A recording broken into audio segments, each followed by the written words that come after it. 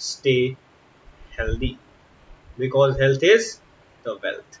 Okay, तो I hope आप सभी अच्छे होंगे। चलिए अब शुरू करते हैं हम नया लेक्चर, और हमारा जो नया लेक्चर है वो है बेसिक मैथमेटिक्स पर। ठीक है, बेसिक मैथमेटिक्स। देखिए, हमको पता है कि मैथमेटिक्स और फिजिक्स दोनों ही बहुत ज़्यादा इंटरकनेक्टेड है, बिकॉज कोई भी फॉर्मूलाज है, कोई भी मैथमेटिकल चीज़ें हैं फिजिक्स में, वो हम लोग कैसे सॉल्व करेंगे।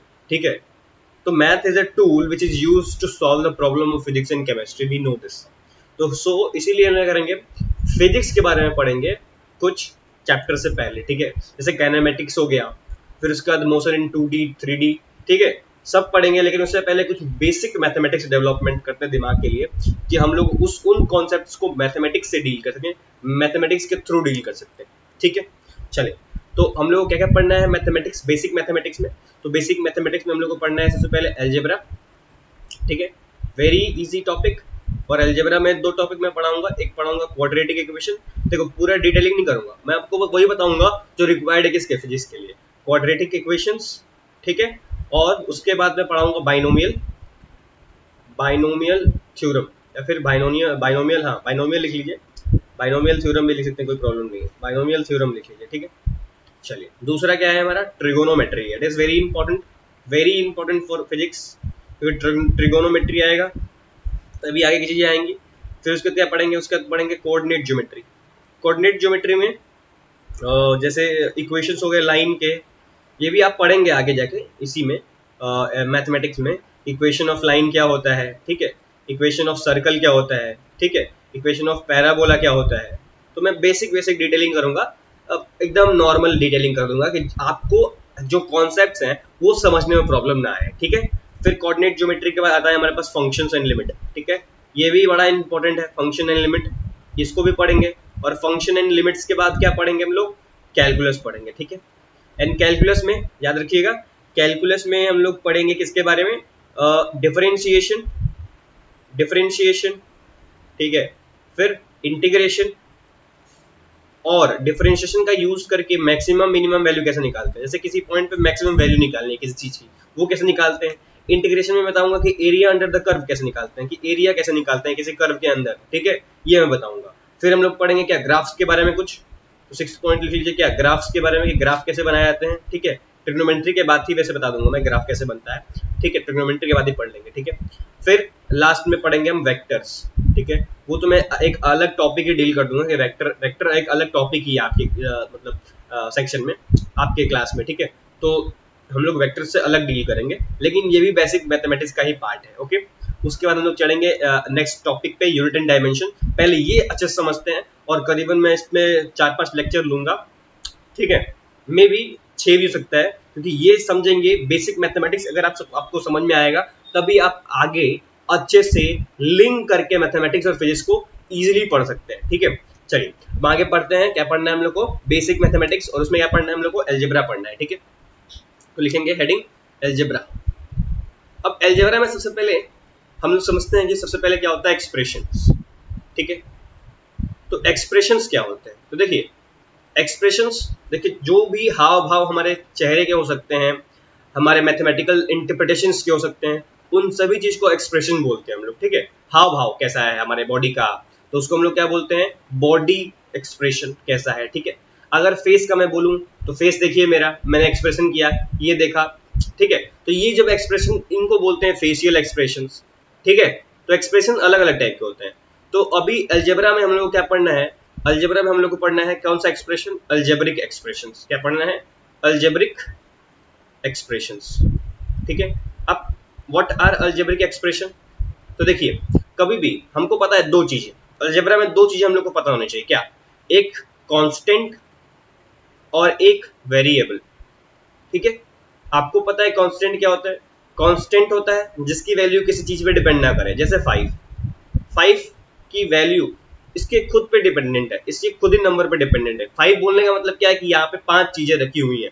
6 बोलने का मतलब क्या है कि यहाँ पे 6 चीज रखी हुई हैं। तो जितने भी नेचुरल नंबर होते हैं, होल नंबर होते हैं, वो सारे क्या होते हैं, कांस्टेंट होते हैं। जितने भी इंटीजर होते हैं सारे क्या होते हैं, कांस्टेंट होते हैं। ठीक है, चलिए अब व्हाट आर वेरिएबल्स, तो वेरिएबल्स ऐसे होते हैं जिनका वैल्यू दूसरे कांस्टेंट पे डिपेंड करता हूं, मतलब वेरिएबल्स की वैल्यू किस पे डिपेंड करती है, कांस्टेंट पे डिपेंड करती है, जैसे x y z कुछ भी लिख सकते हैं, ठीक है। ये क्या हो जाएगा, हमारा वेरिएबल हो जाएगा, ठीक है। तो देखिए अलजेब्रिक एक्सप्रेशन क्या होता है, तो अलजेब्रिक एक्सप्रेशन जानने से पहले हम लोग को एक और चीज समझना पड़ेगा। क्या? तो हम लोग को समझना पड़ेगा क्या, हम लोग को समझना पड़ेगा कि जो टूल्स होते हैं, ऑपरेशंस होते हैं, अलजेब्रिक एक्सप्रेशंस, अलजेब्रिक ऑपरेशन, ठीक है, ऑपरेशंस क्या होते हैं। तो देखिए ऑपरेशन करने के लिए हम लोग को किसकी जरूरत होती है, ऑपरेटर्स की, ठीक है। ऑपरेटर्स कौन कौन से होते हैं, तो अलजेब्रिक ऑपरेटर्स हमारे पास ये हैं, प्लस करना, माइनस करना, मल्टीप्लाई करना, डिवाइड करना, ये जो चारों चीजें हैं इसको हम लोग क्या बोलते हैं, ऑपरेटर्स बोलते हैं। और जब हम लोग क्या करते हैं, लीनियर अलजेब्रिक ऑपरेटर्स लगाते हैं किसके बीच में, कांस्टेंट और वेरिएबल के बीच में, तो हम लोग उसी चीज को क्या बोलते हैं, अलजेब्रिक एक्सप्रेशन बोलते हैं। तो व्हाट आर अलजेब्रिक एक्सप्रेशन, तो अलजेब्रिक एक्सप्रेशन क्या होता है, तो it is a linear, what is linear, linear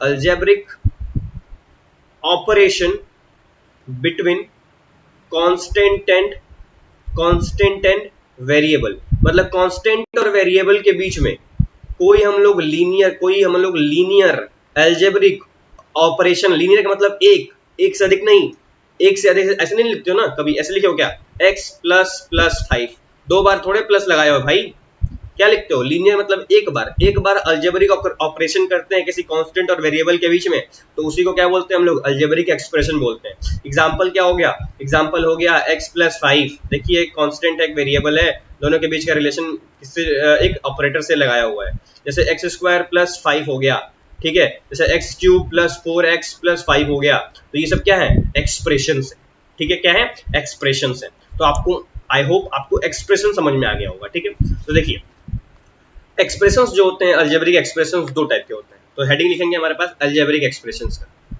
algebraic expressions क्या होते हैं, ये तो मैं बता दिया अलजेब्रिक एक्सप्रेशन क्या होते हैं, आप टाइप देखते हैं। तो अलजेब्रिक एक्सप्रेशन के दो टाइप हैं, ठीक है, एक पहला जिसको हम लोग बोलते हैं इक्वेशन, क्या बोलते हैं, इक्वेशन, ठीक है, और दूसरा को बोलते हैं क्या, आइडेंटिटी, ठीक है, आइडेंटिटी। तो what is the difference between what, equation and identity. तो देखिए इक्वेशंस जो होते हैं वो किसी पर्टिकुलर वैल्यू के लिए डिफाइंड होते हैं, ठीक है। तो इसे लिख लेंगे what, equations are two algebraic expression which are defined for some particular value of x, या फिर वेरिएबल बोल सकते हैं, defined for some particular value of variables, variable में x मान लीजिए, y मान लीजिए, कुछ भी मान सकते हैं, ठीक है। जैसे एग्जांपल में दे रहा हूँ, एग्जांपल में बोलूँ तो x plus 9 is equals to 0 suppose कर लिखा हुआ है, तो इसका मतलब ये है कि इस समय LHS is equals to RHS तभी होगा जब x की वैल्यू क्या होगी, -9। सिंपल देखिए ना, x की वैल्यू -9 रखेंगे तो -9 प्लस 9 इज इक्वल्स टू 0, उसी समय क्या होगा, x के LHS RHS के बराबर होगा, लेकिन but LHS is not equals to RHS जब x की वैल्यू -9 ना हो। अगर -9 के अलावा किसी और वैल्यू का इसमें प्रयोग करेंगे तो LHS RHS के बराबर नहीं होगा, मतलब सिर्फ x इज इक्वल्स टू -9, मतलब जो वेरिएबल है वो इस पर्टिकुलर वैल्यू के लिए इस चीज को डिफाइन कर रहा है कि LHS इक्वल्स टू RHS है, तो इस पर्टिकुलर चीज को क्या बोलेंगे, इक्वेशन बोलेंगे, जो एक पर्टिकुलर वैल्यू के लिए डिफाइंड हो, ठीक है। व्हाट आर आइडेंटिटीज, आइडेंटिटीज क्या होते हैं, ये डिफाइंड होते हैं, defined for all real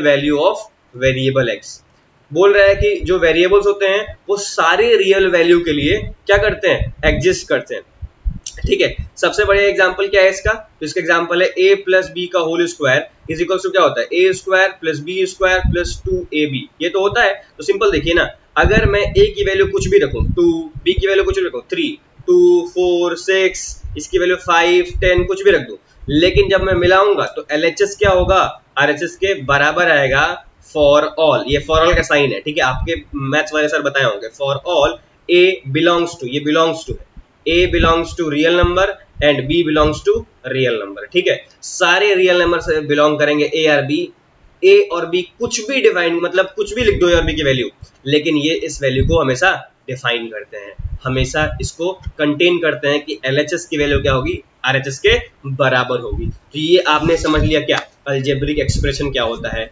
equation क्या होता है, ठीक है। अब यहाँ पे देखिए एक क्वेश्चन में करता हूँ आइडेंटिटी के बारे में, उसके बाद इक्वेशंस को एकदम एलोबोरेट करेंगे, ठीक है। तो यहाँ पे देखिए, अगर सिंपल सोचिए, अगर आइडेंटिटी पे क्वेश्चन आया, if you have question on identity, तो सिंपल क्या करना है आप लोग को कंपेयर करना है, किसको, LHS और RHS को, बस यही कंपेयर कर देंगे, आंसर आ जाएगा। एग्जाम्पल में देता हूँ, देखिए सपोज करिए अगर एक क्वेश्चन दिया हुआ है, क्या दिया हुआ है कि AX plus BY okay is equals to C, ऐसे लिख लो, is equals to 4x plus 2।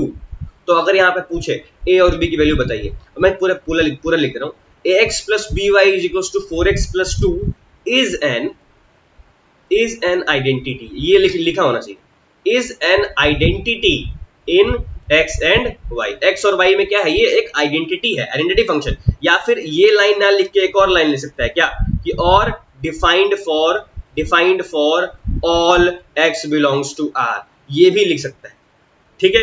तो यहाँ पे सिंपली क्या करिए, LHS को RHS से कंपेयर करिए ओनली। तो सिंपल देखिए, यहाँ पे x का कोफिशिएंट क्या है, a है, LHS में, तो LHS में मिलाते हैं, LHS में x का कोफिशिएंट क्या है, a है, y का कोफिशिएंट क्या है, b है। वैसे ही RHS में बात करते हैं, RHS में y है नहीं, तो उसका कोफिशिएंट कितना होगा, 0। अरे सिंपल बात ना, 0y, यहाँ पे 0y लिखने का कोई प्रॉब्लम है क्या, नहीं, कोई प्रॉब्लम नहीं है। तो y का कोफिशिएंट 0, x का कोफिशिएंट 4 और एक है कांस्टेंट 2, तो यहाँ पे एक और भी c लिख सकते हैं, तो यहाँ पे कांस्टेंट है c।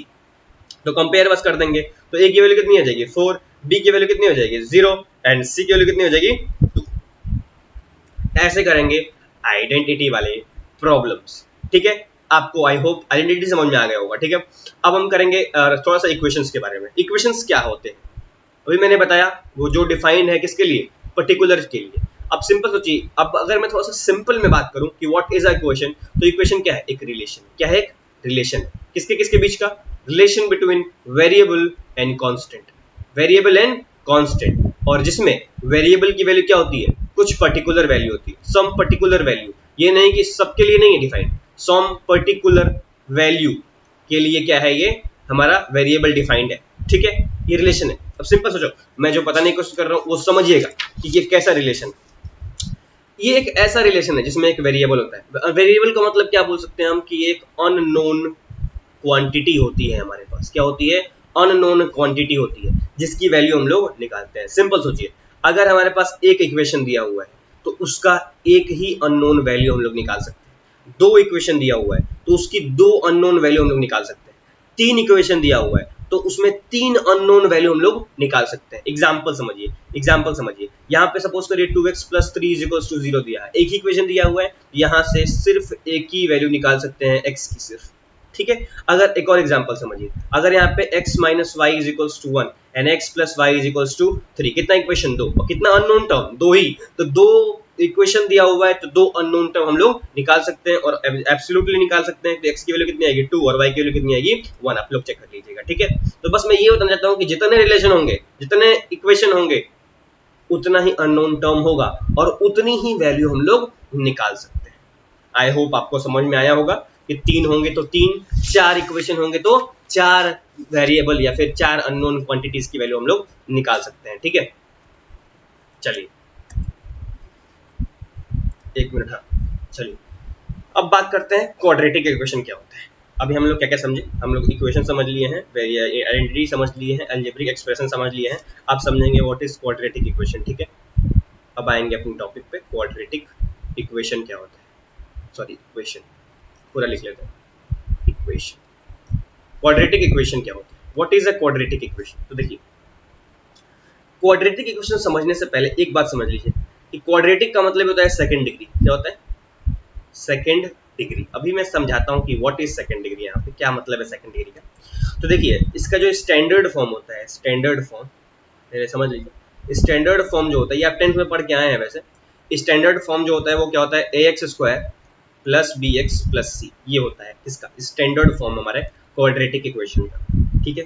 आपको ये पता होगा, जिसमें a b c क्या होते हैं, कांस्टेंट होते हैं, ये तो आपको पता ही होगा, ठीक है। x क्या होता है, अननोन टर्म होता है, क्या होता है, अननोन टर्म, ठीक है।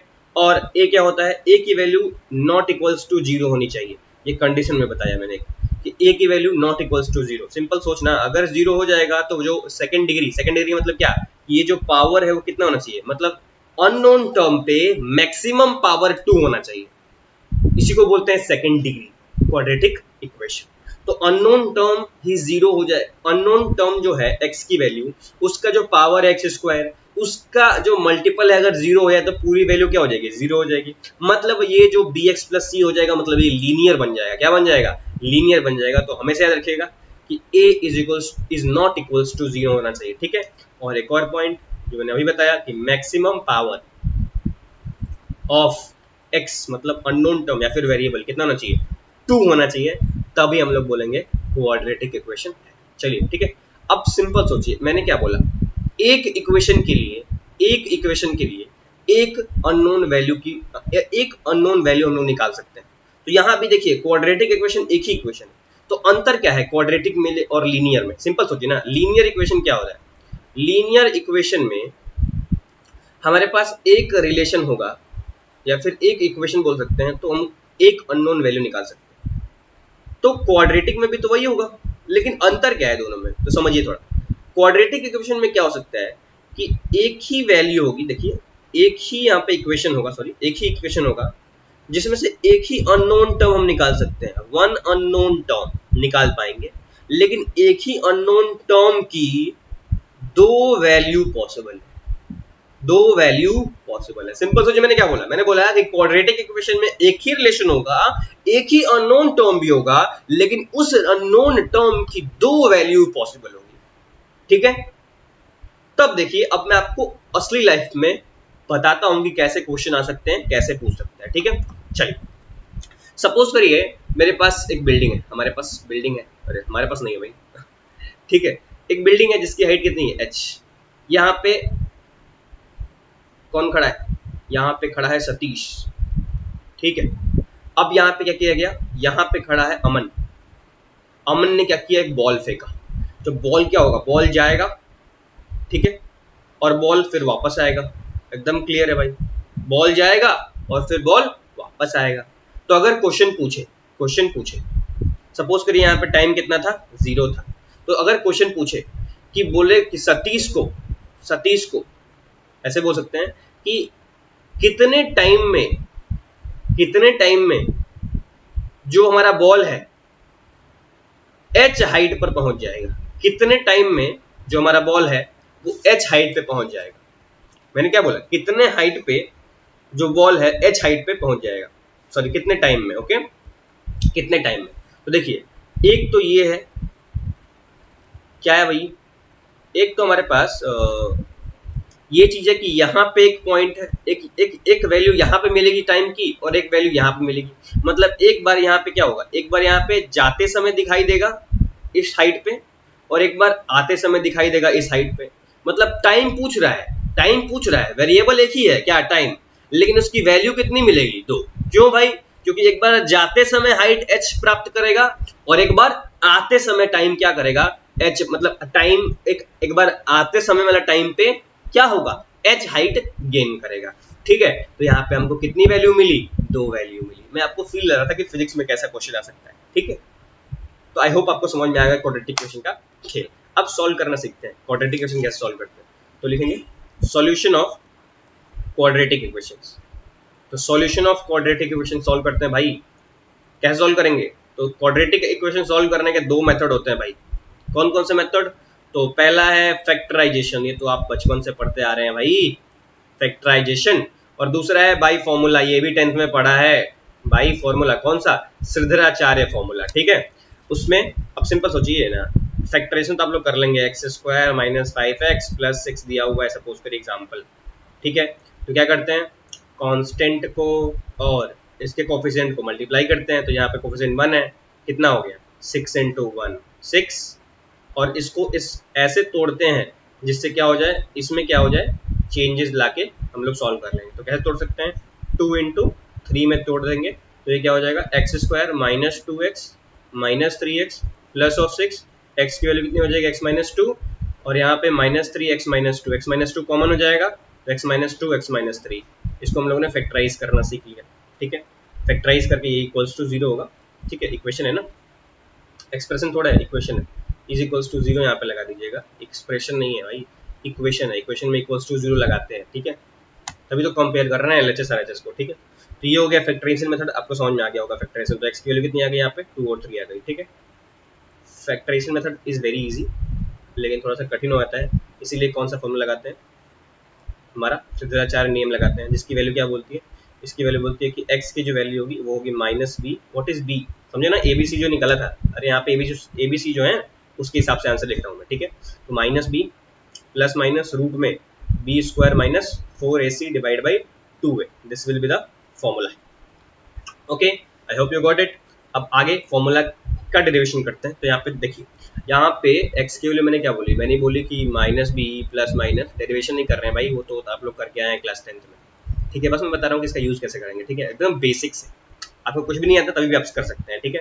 11th में आ गए, तो यहाँ पे देखिए एक पॉजिटिव वैल्यू है, एक नेगेटिव वैल्यू है, दिखाई दे रहा है, तो उसको x1 या फिर अल्फा बीटा लिख लीजिए, तो अल्फा ले लीजिए एक, और एक क्या लीजिए बीटा, तो अल्फा की value, alpha is root and beta is also root, okay, तो हो जाएगा माइनस बी प्लस रूट में B square minus 4ac divide by 2a, and beta की वैल्यू कितनी हो जाएगी, माइनस बी माइनस रूट में B square minus 4ac divide by 2a, okay, दो वैल्यू मिल गई, दो वैल्यू मिल गई भाई, चलो अब क्या करेंगे, एक और चीज सीखेंगे, क्या हम लोग सीखेंगे इसके बारे में, किसके बारे में, अल्फा प्लस बीटा के बारे में।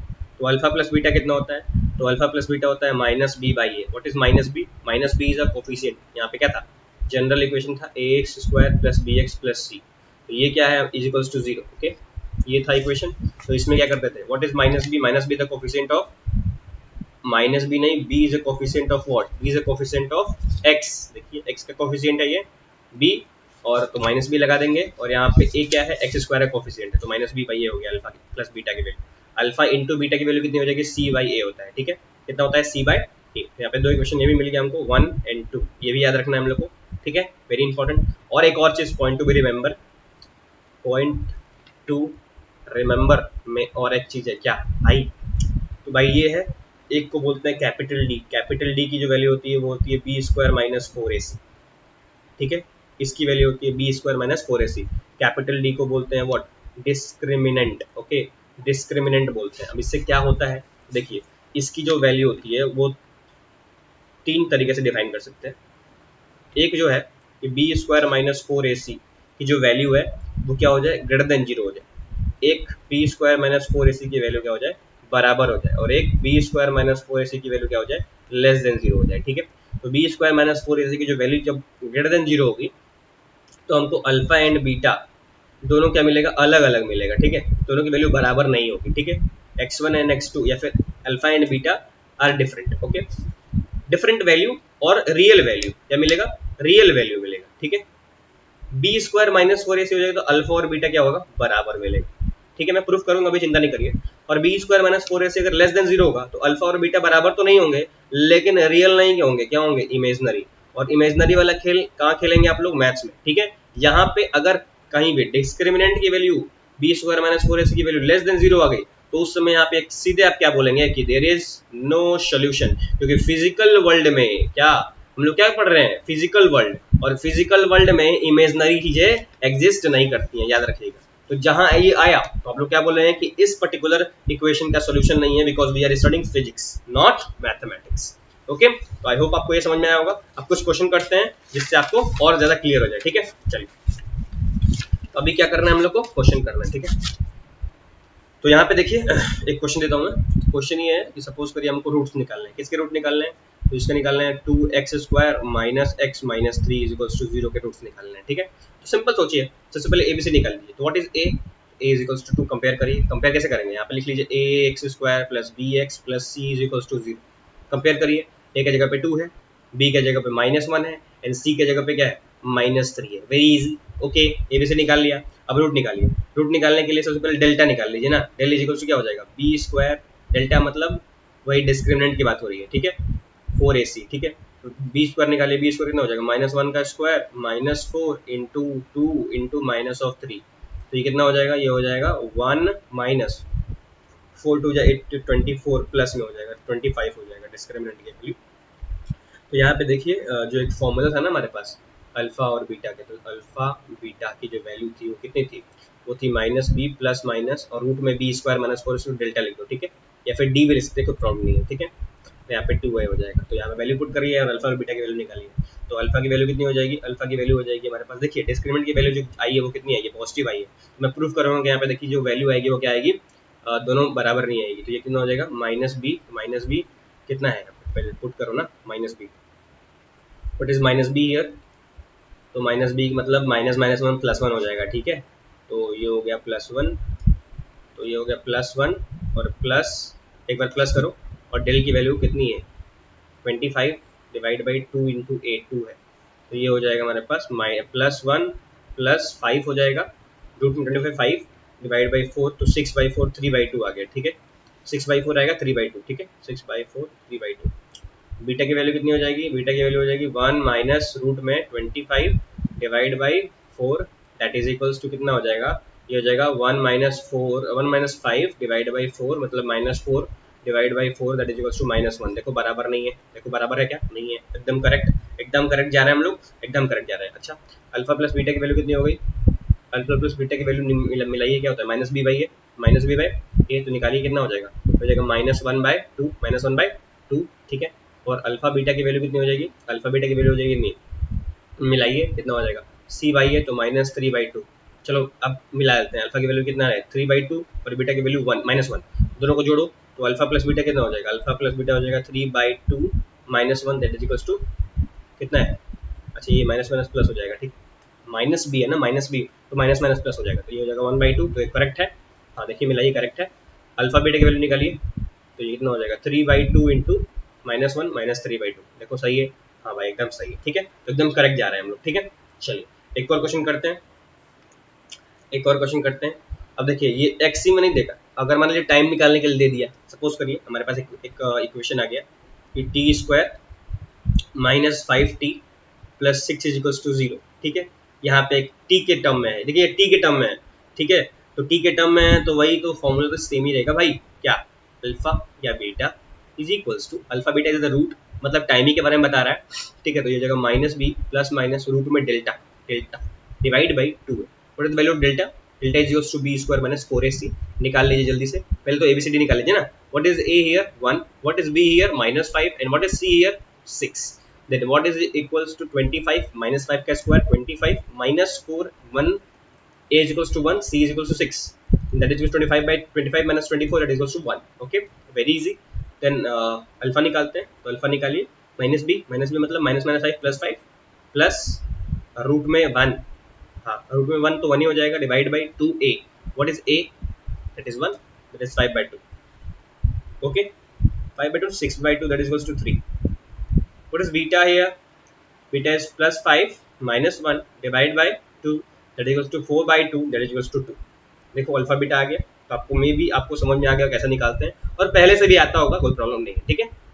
चलिए अब यहाँ पे डिस्क्रिमिनेंट की वैल्यू हम लोग निकाल लिए, इमेजनरी के एक इमेजनरी वाला क्वेश्चन कर लेते हैं, ठीक है, एक इमेजनरी वाला क्वेश्चन कर लेते हैं कि आपको समझ में आ जाए, इमेजनरी समझ रहे ना आप, इमेजनरी वाला क्वेश्चन करेंगे कि उसमें आप सीधे बस छोड़िए, यहाँ पे सिंपल सोचिएगा कि अगर डेल की वैल्यू नेगेटिव आ गई, सिंपल सोचिए ना, डेल की वैल्यू अगर नेगेटिव आ गई तो आपको अल्फा बीटा नहीं निकालना है, you do not have to find the roots, बस क्या लिखना है, नो सॉल्यूशन, बिकॉज ये फिजिक्स पढ़ रहे हैं, you are not studying mathematics, okay, because we are talking about physical world and not imaginary world, okay, ये बात याद रखिएगा, वेरी सिंपल, ओके।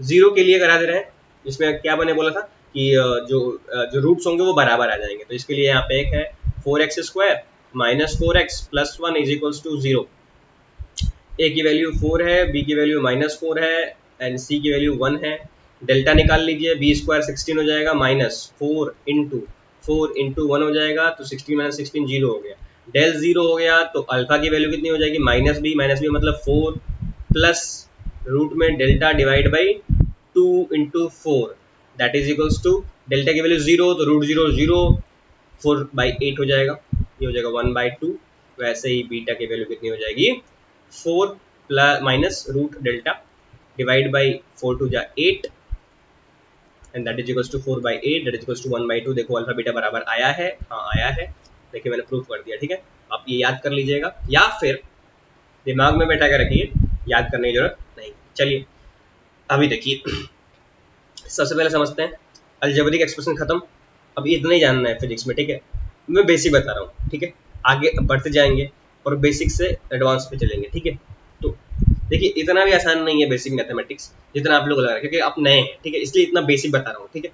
चलिए आगे चलते हैं, आगे चलना है और आगे पढ़ना है हम लोग को व्हाट, बाइनोमियल बाइनोमियल एक्सप्रेशंस। यहाँ पे देखिए सबसे पहले क्या मैंने लिखा था, अलजेब्रिक एक्सप्रेशन।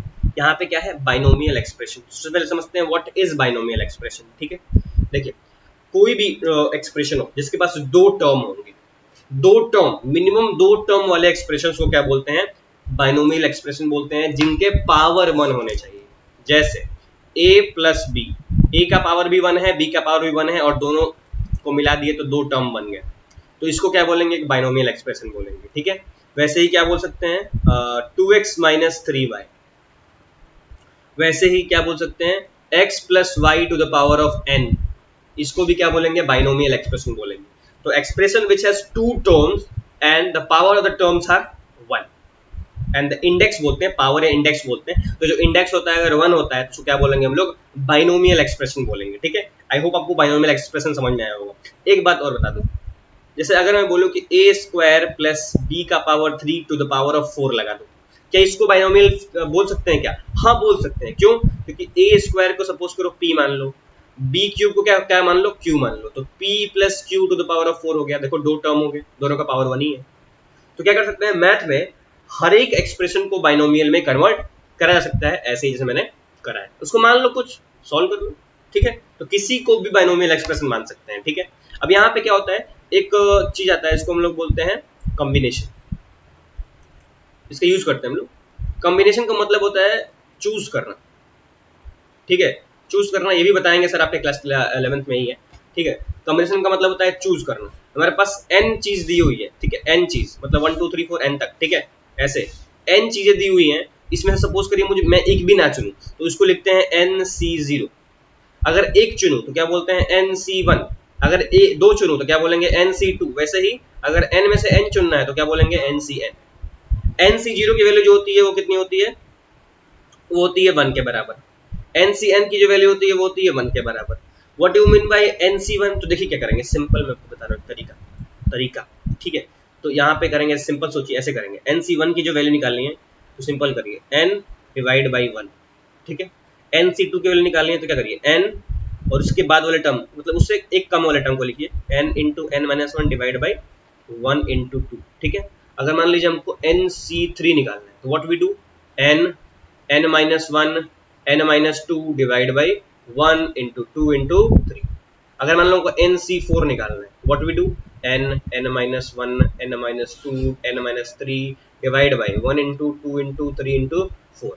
अभी आप पढ़ेंगे इसके बारे में और क्लियरली, लेकिन मैंने आपको बेसिक बताया है। कॉम्बिनेशन का मतलब चूज करना, n में से एक भी चूज नहीं किया तो NC0, इसकी वैल्यू कितनी होती है 1। मैंने तरीका भी बताया कैसे लिखते हैं, ठीक है, ठीक है। आई होप आपको समझ में आ गया होगा। चलिए अब यहाँ पे एक थ्योरम पढ़ते हैं जिसको हम लोग बोलते हैं बाइनोमियल थ्योरम, ठीक है। क्या पढ़ते हैं, बाइनोमियल थ्योरम, ठीक है।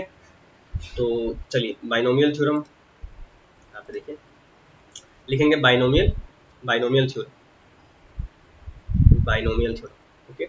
तो what is binomial theorem, binomial theorem क्या बोलता है भैया बाइनोमियल थ्योरम?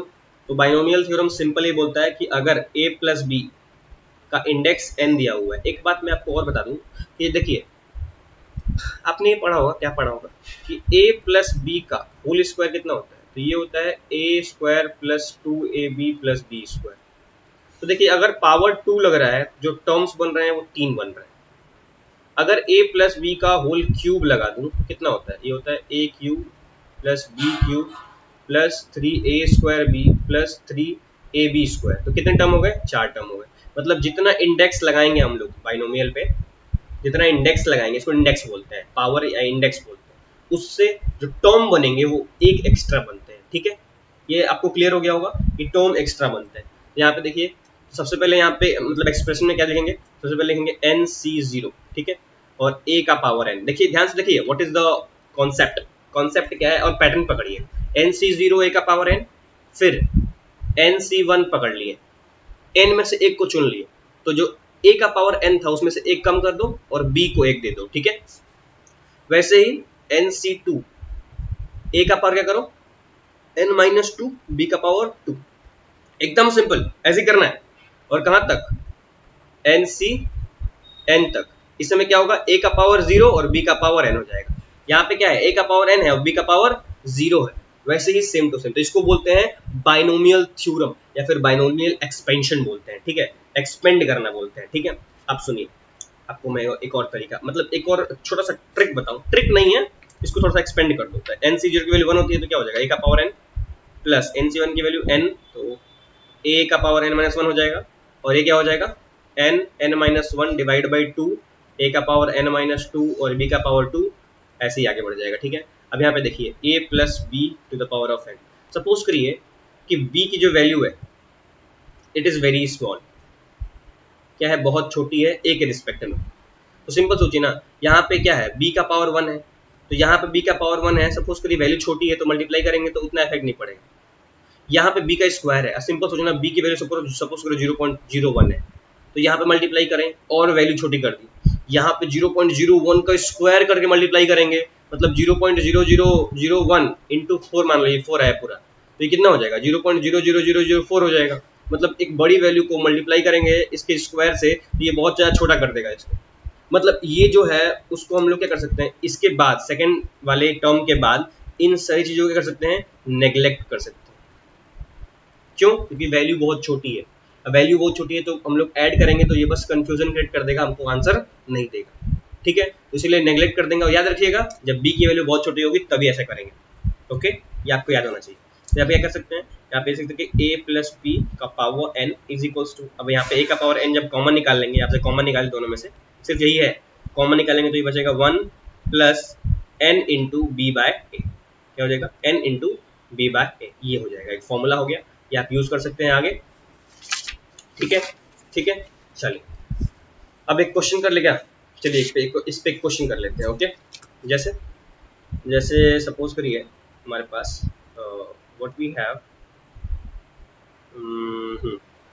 सपोज करिए क्वेश्चन कर लेते हैं इसमें। सपोज करिए यहाँ पे क्या दिया हुआ है, यहाँ पे दिया हुआ है 3 plus 4x to the power of 7/3। अब इसको कैसे सॉल्व करेंगे भाई, देखने में क्या भयानक लग रहा है। तो व्हाट यू डू, देखिए व्हाट यू डू, तो इससे मैं क्या करूँ, इससे मतलब इससे पहले मैं क्या करता हूँ, आपको एक चीज़ बताता हूँ, और बहुत ही अच्छी चीज़ है और बहुत ही क्या बोलते हैं, मतलब ब्रिलियंट बोल सकते हैं, ठीक है। ब्रिलियंट क्या बोल सकते हैं यार, इसका यूज करेंगे, कैसे यूज करेंगे, देखिए इसको अगर मान लो सॉल्व करना है और वो भी एक्सप्रेशन की मदद से, बाइनोमियल एक्सपेंशन की मदद से, तो कैसे करेंगे, देखिए क्या करते हैं ना कि देखिए यहाँ पे क्या करते हैं, सपोज करिए ये क्या मैंने बोला था कि a plus B to the power of क्या था, n था कि नहीं। तो इसको अगर मैंने सॉल्व किया तो क्या आया था हमारे पास आया था a का पावर n और ये आया था 1 plus n into B by A, is pretty simple, यही तो हुआ था। मतलब यहाँ पे क्या हुआ था, अगर सपोज करो a की वैल्यू 1 है और b की वैल्यू x है, ये 1 प्लस x हो जाएगा, 1 प्लस x का पावर n हो जाएगा, समझिएगा। तो ये 1 का पावर n हो जाएगा, तो 1 का पावर n मतलब 1 ही होता है, और ये क्या बचेगा 1 प्लस n, और b की वैल्यू कितनी है x, और a की वैल्यू 1 है तो 1 प्लस nx हो जाएगा। मतलब यहाँ पे एक्चुअली क्या हुआ, जो पावर है वो अंदर आ गया, और ये तभी पॉसिबल है जब x की वैल्यू बहुत छोटी है, किससे, 1 से, ठीक है। तो सिंपली मैंने क्या किया, बस पावर को मल्टीप्लाई कर दिया और कुछ नहीं किया। तो यहाँ भी क्या करेंगे, देखो यहाँ भी यही करेंगे, क्या, सबसे पहले इस चीज को इस फॉर्म में कन्वर्ट करिए। कैसे करेंगे, तो 3 का पावर 7/3 कॉमन निकाल लो, क्या अंदर बचेगा, अंदर बचेगा 1 प्लस 4/3 इंटू एक्स का पावर 7/3, यही बचेगा ना। अरे सिंपल सोचना कैसे होगा, तो यहाँ पे देखिए ये क्या हो जाएगा 3 का पावर 7/3, और यहाँ पे अरे सिंपल सोचना, यहाँ पे 3 कॉमन निकालेंगे तो क्या बचेगा 1 प्लस 4/3 एक्स बचेगा, और यहाँ पावर 7/3 है तो ये 3 का पावर 7/3 बाहर निकाल दीजिए और ये हो जाएगा 1 प्लस 4/3 एक्स। तो 1 + 4/3 देखो इसी फॉर्म में बन गया, इस फॉर्म में बन गया। अब इस फॉर्म में बन गया तो क्या करो, n को मल्टीप्लाई कर दो, n मतलब पावर, तो 1 + 4/3 इंटू 7/3 इंटू एक्स। मतलब हम लोगों ने एक बढ़िया ट्रिकी टर्म को एक सिंपल टर्म में कन्वर्ट कर दिया, 3⁻⁷ और ये क्या हो जाएगा 1 + 28/9x। ठीक है, तो देखो इसको पढ़ने में थोड़ा सा झिझक नहीं हो रहा है, लेकिन इसको पढ़ने में भाई 7/3 रूट बहुत ही मतलब खराब क्या लग रहा है यार, बहुत कठिन है ये। ठीक है, बहुत ज्यादा ट्रिकी है। ठीक है, अब सिंपल सोचो, मैं आपको और एक तरीका बताता हूँ। मतलब इसको एक और क्वेश्चन करते हैं इस टाइप का। जैसे मान लीजिए कि हमारे पास एक क्वेश्चन दिया हुआ है। क्या क्वेश्चन में, क्वेश्चन ये है कि 1001 का पावर क्या नहीं 3 निकालना है। ठीक है, 1001 का पावर 3। देखो बाइनोमियल से कैसे कर सकते हैं, बाइनोमियल से करने के लिए सिंपल सोचिए, क्या करिए इसको, देखो इसको लिख लीजिए क्या 1000 + 1। अब यहाँ पे एक और चीज दिखाई दे रहा है, चलो 1000 को कॉमन निकाल लो, ये हो जाएगा 1000 कॉमन, तो अंदर क्या बचेगा 1 + 1/1000 और ये हो जाएगा पावर 3। ये 1000 का जो पावर 3 है वो बाहर निकाल दिए, और ये क्या बच गया, ये बच गया 1 प्लस, अब 1/1000 क्या होता है 0.001 टू द पावर ऑफ 3। अब क्या करिए 1000 टू द पावर ऑफ 3 और यहाँ पे लगा दीजिए 1 + x to the power of n का रूल क्या हो जाएगा 1 + nx। तो यहाँ पे कि n, ये देखो इसकी जो वैल्यू है 1 के रिस्पेक्ट में बहुत छोटी है, 1000 टाइम छोटी है भाई, तो ये क्या हो जाएगा 1 + 3 इंटू 0.001 हो जाएगा। तो ये वैल्यू हमारे पास कितनी हो जाएगी 1000 टू द पावर ऑफ 3 और ये हो जाएगा 1 + 0.003, ये हो जाएगा 1.003 और ये मल्टीप्लाई हो जाएगा, तो ये हो जाएगा 30 इंटू 1.003। तो मल्टीप्लाई जब करेंगे इसको तो ये कितना हो जाएगा, 3 जीरो खा जाइए, 3 जीरो खत्म हो जाएगा इसका, तो ये कितना हो जाएगा 1003 100। तो हम लोगों ने इजीली इसकी वैल्यू निकाल ली, जबकि जब मल्टीप्लाई करते तो बहुत मुश्किल होता है। ठीक है, तो आपको ऐसे ही सॉल्व करना है। ठीक है, अगर मैं एक और क्वेश्चन दूँ, क्योंकि मैं एक और क्वेश्चन आपको देता हूँ, वेट फॉर अ मिनट। हाँ सुनिए, अभी एक और क्वेश्चन देता हूँ, क्वेश्चन के लिए किताब खोलना पड़ता है यार। ठीक है, तो ये क्वेश्चन हो गया। ठीक है, मतलब इजीली निकाल सकते हैं। जैसे ये 9000, ये तो आसान था ना। अब मान लो कि यही इसी में क्वेश्चन है और ऐसा क्वेश्चन है, देखो ध्यान से कैसा क्वेश्चन है, तो आसान था, इसको आप डायरेक्टली भी कर सकते थे। ठीक है, अगर मान लीजिए ऐसा क्वेश्चन है कि 9999 का पावर कितना है 1/3। ठीक है, और इसको up to 4th decimal place तक सॉल्व करना है, 4th places of decimal solve करना है। ठीक है, ऐसे क्वेश्चन है, तो क्या करेंगे, तो वही इसको क्या लिख सकते हैं, इसको लिख सकते हैं 1000 - 1 का पावर 1/3 हो जाएगा। वेरी सिंपल यार, अरे हो जाएगा नहीं हो जाएगा, हाँ हो जाएगा। चलिए उसके बाद क्या करेंगे, आप लोग दिमाग लगाइए, थोड़ा पॉज कर लीजिए, पॉज करके दिमाग लगाइए, उसके बाद ही हम लोग सॉल्व कर पाएंगे। ठीक है, चलिए चलिए अब सॉल्व करते हैं इसको। चलिए तो इसे सॉल्व करिए। चलिए यहाँ पे क्या हो जाएगा, वही 1000 टू द पावर ऑफ 1/3 बाहर निकाल दीजिए, तो ये क्या बचेगा, ये बचेगा 1 - 0.001 टू द पावर ऑफ 1/3 हो जाएगा। ठीक है, इसको क्या लिख सकते हैं, इसको लिख सकते हैं 10। ठीक है, और ये कितना बचेगा 1 - 0.001 डिवाइड बाई या फिर इंटू 1/3 हो जाएगा, पावर अंदर मल्टीप्लाई कर गया। ठीक है, और ये कितना हो जाएगा, ये हो जाएगा 10 इंटू 1 - 0.001 डिवाइड बाई 3। चलिए सॉल्व कर लीजिए, 0.003 डिवाइड बाई 1, तो इसको जब जीरो हटाएंगे तो यहाँ पे कितना आ जाएगा 1 2 3 1/3030 क्या बोलते हैं, हाँ 1/3000। तो ये हो जाएगा 10 इंटू 1 - 1/3000, मतलब कितना हो जाएगा, मतलब हो जाएगा 3000 - 1 डिवाइड बाई 3000। ठीक है, मतलब 10 इंटू 2999 डिवाइड बाई 3000, एक जीरो से एक जीरो कैंसिल। ठीक है, ये हो गया। अब क्या बचेगा, कितना आंसर आएगा इसका, मतलब तो इसका आंसर आएगा, रुकिए मैं कैलकुलेट कर लेता हूँ। मतलब ये आसान है, आप इसको कैलकुलेट कर सकते हैं इजीली, ठीक है। अब वैसे करने बैठेंगे तो बस पागल हो जाएंगे भाई, बता दे रहा हूँ। तो ये देखिए, basic mathematics is not that much basic which you are understanding. यहाँ पे कितना हो जाएगा, 9.99666 हो जाएगा, ठीक है।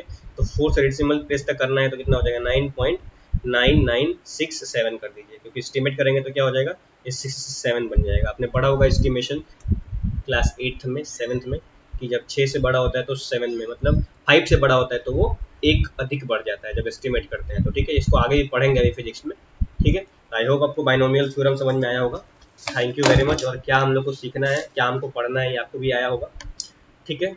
चलिए मिलते हैं अगले वीडियो में, आज के लिए बस इतना ही। और प्लीज़ घर पे रहिए, सुरक्षित रहिए और हेल्दी रहिए, क्योंकि सीज़न बहुत ख़राब है भाई। सीज़न क्या, सेकेंड वेव है, बहुत ज़्यादा ख़राब है, ठीक है। प्लीज़, और एक और बात, चैनल को सब्सक्राइब करना ना भूलें, क्योंकि मेहनत हो रही है और आपकी तरफ से भी रिस्पॉन्स चाहिए, ठीक है। चलिए, बाय।